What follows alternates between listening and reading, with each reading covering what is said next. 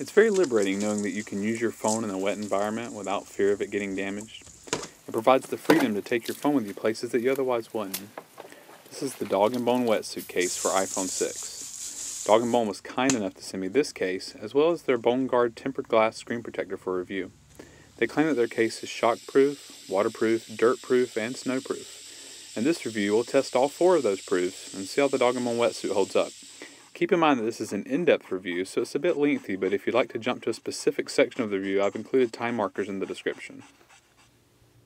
Taking a look around the case, there's a notch in the bottom right corner for taking the case apart. They've included a key that you'll definitely need for prying this apart. On the bottom is a rigid hinge cover for access to the lightning port. This hinge design feels sturdy and it makes it so you don't have to worry about losing the cover. The headphone jack port is covered by a more flexible rubber insert. It can be a bit tricky to open, but if you open the lightning port cover first, it makes it easier to access. I am concerned that this will eventually pull off and break, but thankfully Dog and Bone included an extra one with the case. The speaker, as well as the microphones, are covered with an acoustic membrane that allows sound through, but keeps water out, and they work surprisingly well.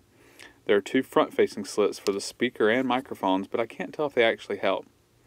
The speaker sound comes from the bottom of the phone like you would expect, allowing you to cup your hand over the bottom of the phone to hear better in a noisy environment or when you need to keep your volume low. Call quality is much better than I expected. The sound is slightly quieter, but sounds really good and it isn't distorted at all. FaceTime and speakerphone calls work great as well. A headphone adapter is included as well, but it's not waterproof. Instead, it's included to allow larger third-party headphones to connect, and Apple's stock EarPods will work well without the adapter.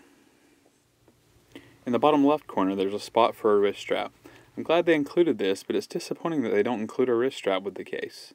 I've attached a spare one from a camera that I have for demonstration purposes. If going in deep water, you'll definitely want to take a wrist strap with you.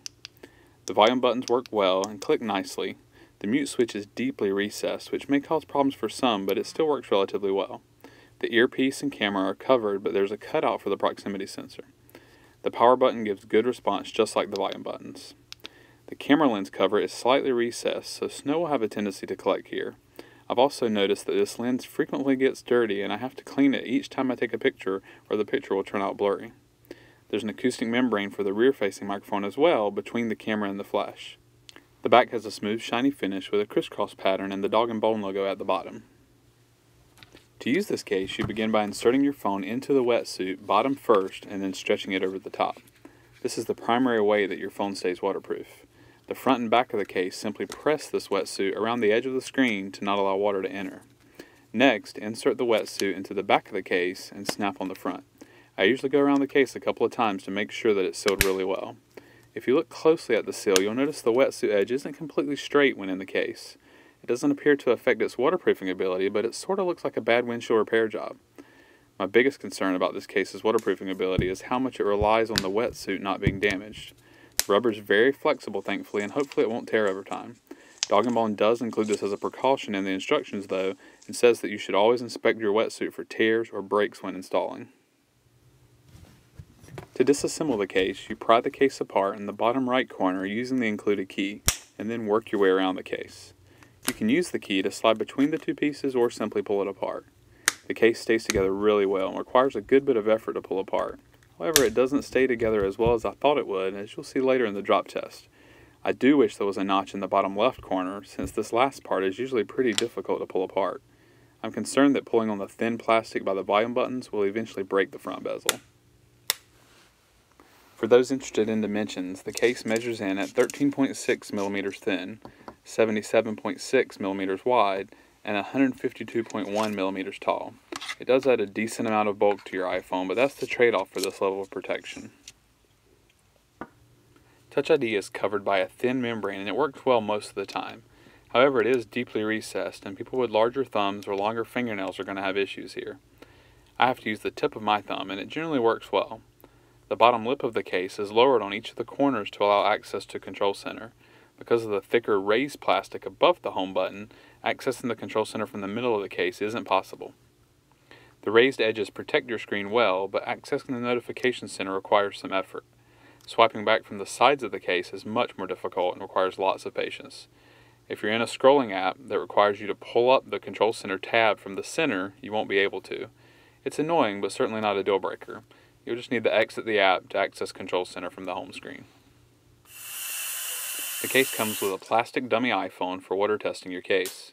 As with all waterproof cases, you'll want to assemble the case with this dummy unit and submerge it for several minutes. Use something heavy like a coffee cup to weigh it down.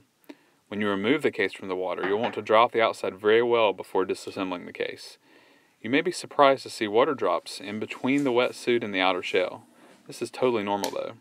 Remember, the main goal is to keep the wetsuit pressed around the front of the phone to keep water from entering the wetsuit itself. Water entering the outer shell is by design and it won't harm anything as long as your wetsuit is intact. The real test is making sure there's no water between the dummy unit and the wetsuit. As long as this portion of the case is dry, you can reasonably assume that your iPhone will fare the same. The case comes with a thin plastic screen protector, but using this screen protector will add additional material between the iPhone and the wetsuit. Even though this comes directly from Dog and Bone, I don't feel good about using it. Dog and Bone does say that really thin third-party screen protectors are okay as well, but I would advise you against that. A much better option is the custom-fitted Bone Guard tempered glass screen protector.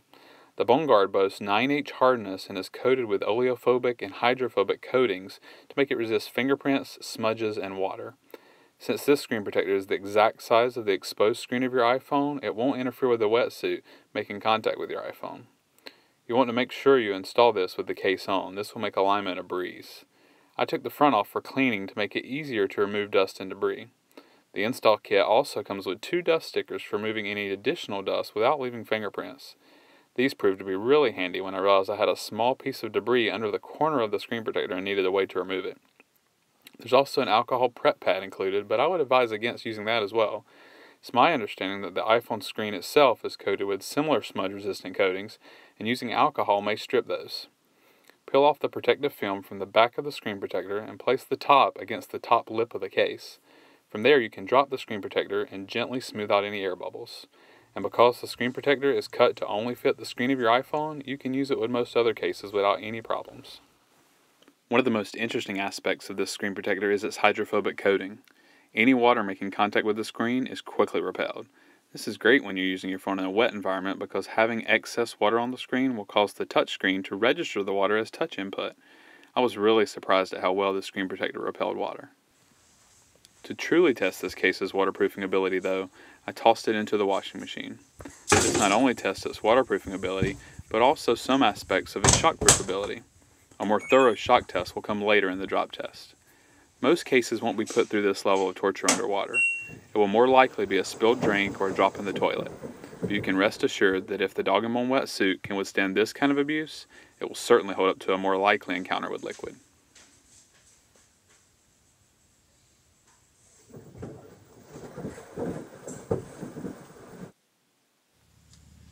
I normally wouldn't bother with a dirt test for fear of staining the case or scratching the screen. But since this phone is protected with a 9H hardness Bone Guard screen protector, I decided to give it a shot. Dirt can get between the outer shell and the wetsuit through the gaps on the bottom. Be sure when exposing your phone to this kind of dirt that you rinse it off thoroughly, and it probably wouldn't be a bad idea to disassemble the case and clean any additional dirt from the wetsuit if you're able. The screen protector held up well to the dirt though without any noticeable scratches. Since it's the middle of May and in the upper 70s outside, there's no snow for the snowproof test. We'll have to settle for snow from the Blend Tech. As you can probably imagine, if the case is waterproof, snow certainly won't be a problem. And because of the hydrophobic coating on the screen protector, the snow is quickly cleaned off. One thing to keep in mind though is snow can collect around the camera lens since it's recessed. The case is rated for drops from 6.6 feet and it survived my normal drop test from pocket and texting height with no damage to the phone or case. On the drop from texting height, the case did separate. This was really surprising given how hard the case is to disassemble. It's easy enough to snap back together, but it does present problems if the case were dropped on a dock or by a pool and it's separated before plunging into the water. I was genuinely impressed with the quality of this case. It seems really well built and it offers a lot of protection for your iPhone. The custom-fitted Bone Guard screen protector is a welcome addition as well. If you're one of the many people looking for a waterproof case that offers direct access to your iPhone screen but also want to protect your iPhone screen, I would highly recommend this combo. My main concern would be how the rubber material of the wetsuit holds up over time.